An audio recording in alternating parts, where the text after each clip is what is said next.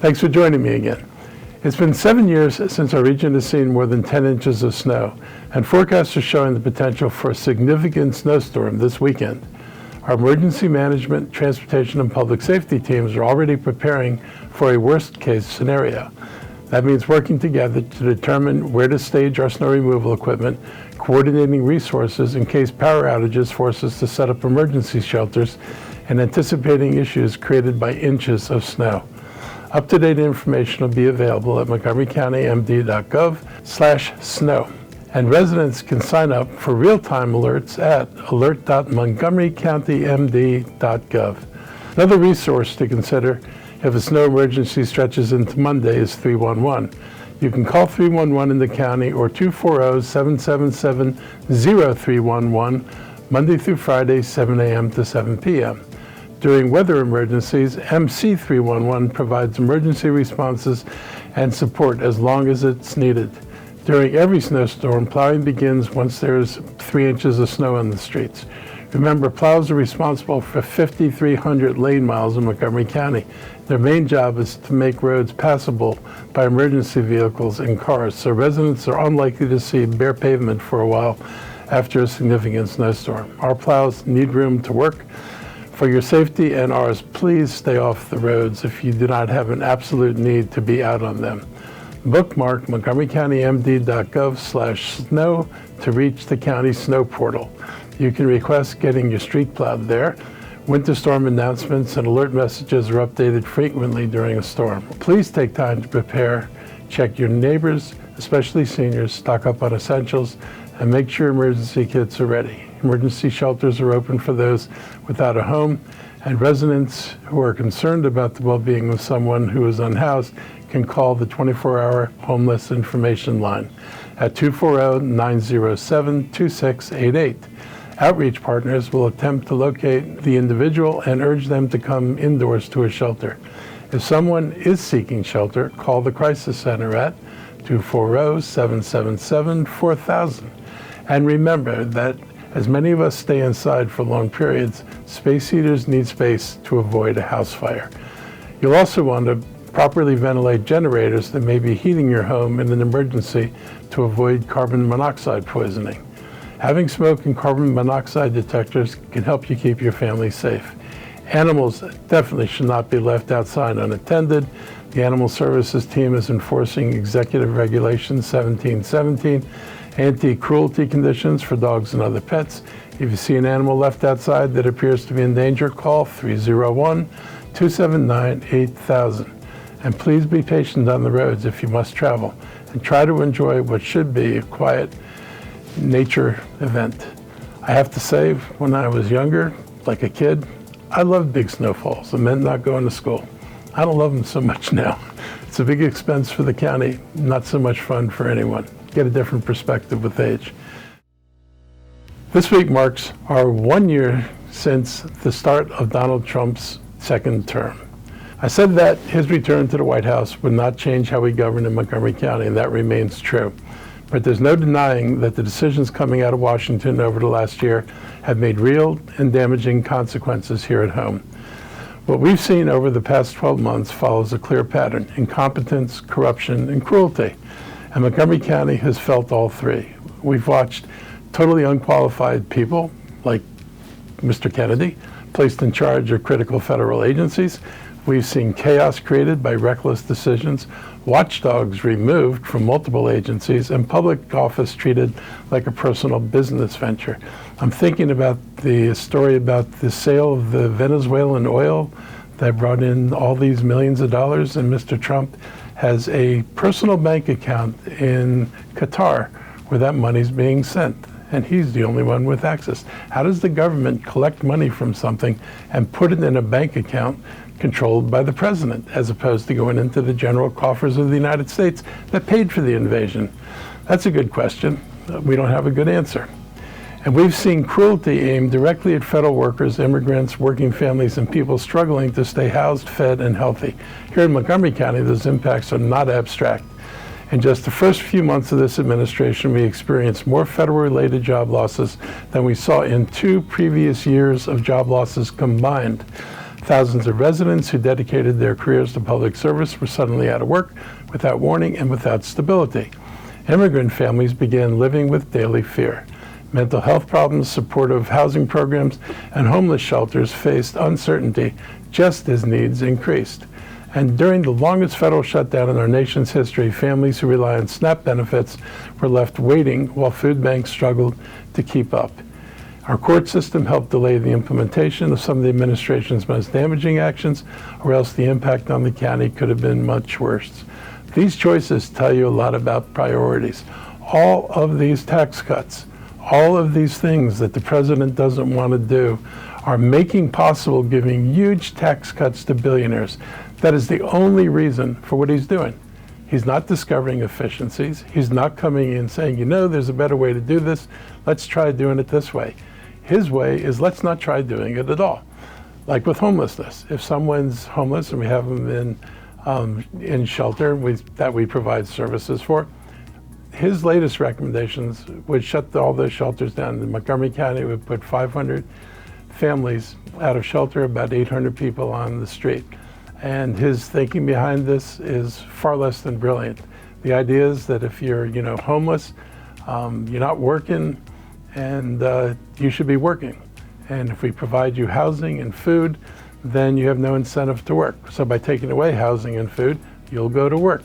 That's a little bit challenging for people with mental health issues, with physical health issues.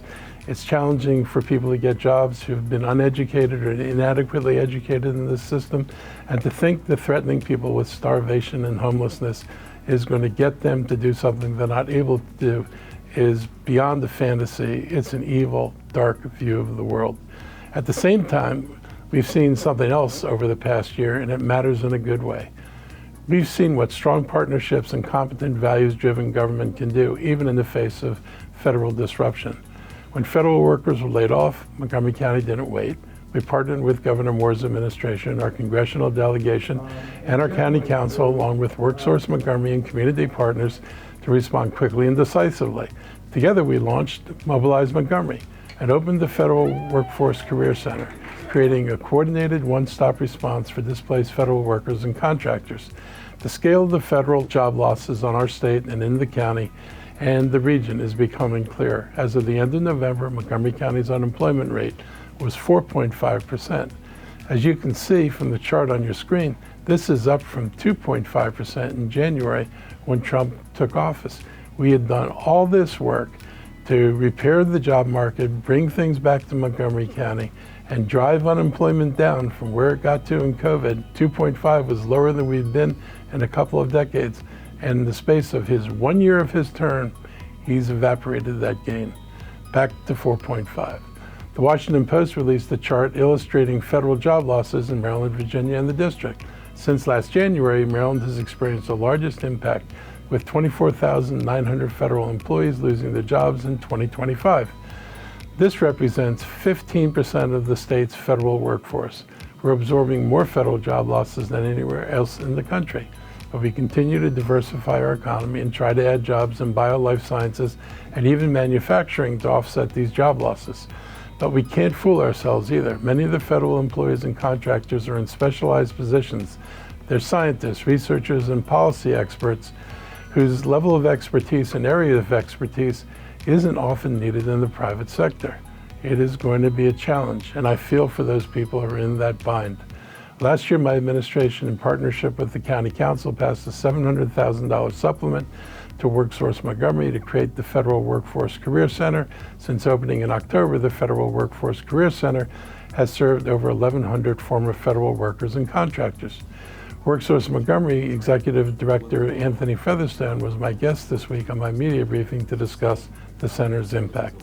Helping you translate your federal skills to how they will be marketable in the private sector, resume development, doing a lot of interview preparation, and I think most importantly, providing referrals for employment opportunities are just a few among the many services that we're offering in the Federal Workforce Career Center. But everything starts with a simple question on how can we help you find your next opportunity, and through that we're able to kind of delve into your skill set develop some targets for employment opportunities and help support you along that journey. So I want to talk a little bit about data centers today. You all seen the headlines. You've all seen the concerns, I think. Electric prices are going through the ceiling. Data centers have a lot to do with it. The demand they're putting on the energy supply is increasing, and the supply of energy is not increasing at anywhere near the rate. Of course, when the supply is outstripped by demand, the law of the market is the price must go up. That's not necessarily rational, because the cost of producing energy didn't get higher, but the price of electricity goes up. And in our case, residents are paying the price, and they're the ones who can least afford it. Data centers, which make gazillions of dollars, have the ability to absorb the prices. You and me, our friends and neighbors, are in a very different position. We're not billionaires. Data centers have been in the news a lot recently and are the topic of many conversations. In an effort to help shape the conversation around government policy, my staff and I have compiled a list of recommendations based on best practices, research, many conversations, and the work that was done in Frederick and Prince George's County. We have sent these recommendations to the County Council and many stakeholders, including industry, utilities, civic associations, environmental advocates, as well as having sent them to all of the members of the state delegation and the relevant state agencies. And we've asked for their comments. On Tuesday, February 3rd, I'm holding a public meeting to hear from the people.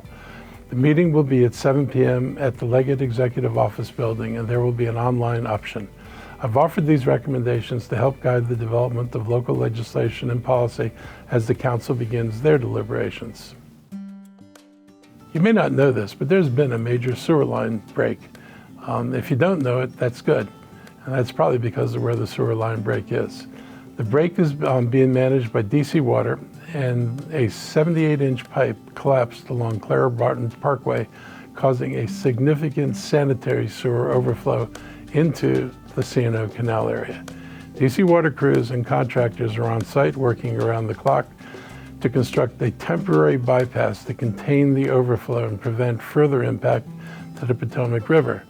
That work is critical and will allow engineers to fully assess the damage and determine the safest path to permanent repairs.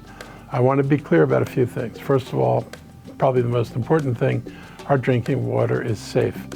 The break in the pipe and the dumping of sewage into the river is well below the intake pipes.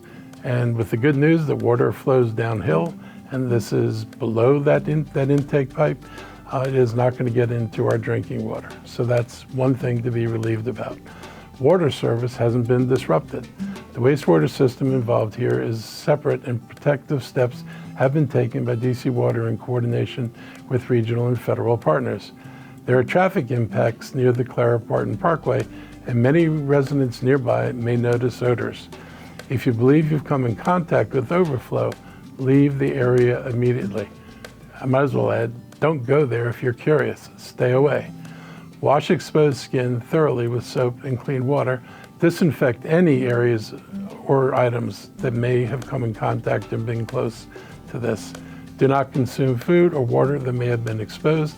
Seek medical attention if symptoms occur.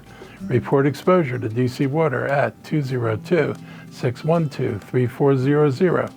This incident underscores why infrastructure maintenance matters and why regional cooperation matters. We're working closely with DC Water, state and federal agencies, and our neighboring jurisdictions to protect public health, the environment, and the communities we serve. For any updates on the situation, please visit dcwater.com. The Metropolitan Washington Council of Governments will conduct its annual point-in-time homeless count on Wednesday, January 28th. This work informs funding decisions, service planning, and long-term housing strategies. Last fall, we pushed back against a federal proposal that would have dismantled permanent supportive housing, one of the most effective tools we have to reduce homelessness. Thanks to advocacy from our state attorney general and regional partners, that proposal was stopped, at least for now. We now need volunteers, particularly in the Up County, to help us with overnight count beginning at 8:30 p.m. at Bower Park in Gaithersburg. Volunteers can register at montgomerycountymd.gov/homelessness. I'm happy to share an update from Governor Westmore's office on his proposed capital budget for next year. It includes several projects that help our schools and community resources. The largest proposal is the $25 million investment in water quality improvement projects across the county. With cutbacks at the EPA and other environmentally focused programs at the federal level, this money will help keep our waterways safe. Another project focused on drinking water protection would deliver $5 million for the Poolsville Emerging Contaminants Treatment Facility. Just a little note on that. This is about PFAS and all these other things, the forever plastics, that they're now finding in their well water.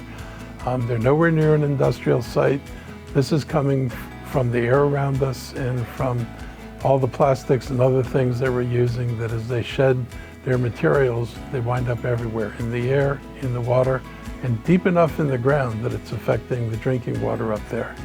Nearly $5 million is also slated to help build a new Clarksburg library. Our schools stand to benefit from state support as well. More than $11 million will help finish Crown High School. More than $20 million will be spread across the school district to help with heating and cooling systems at Sherwood and Springbrook High Schools, Martin Luther King Jr. Middle School, and Strawberry Knolls Elementary School, to name a few. State funding adds to our quality of life by supporting a wider range of community improvements, from affordable housing projects to building bike trails. Nearly every facet of government, including recreation, public safety, and emergency services, will benefit from the $105 million earmark for Montgomery County in the governor's proposed capital budget. That's a lot. It's all there is for now, though. I'll be back again next week with more updates. Please take care. Be safe in the snow. Don't drive when you don't have to. Stay warm. Take care of your pets. Take care of your friends. And I'll see you next week, and hopefully we'll look at sunny skies and maybe snow clearing. I can be an optimistic now. Take care.